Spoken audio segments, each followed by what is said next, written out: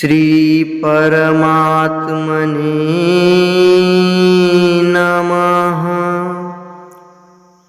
हरये नमः। श्री गुरुचरण कमलेभ्यो नमः। श्रीमद्भगवद्गीता अथ चतुर्थोऽध्यायः। श्लोक 11। ये यथा मां प्रपद्यन्ते तांस्तथैव भजाम्यहम्। मम वर्तमानुवर्तन्ते मनुष्याः पार्थ सर्वशः।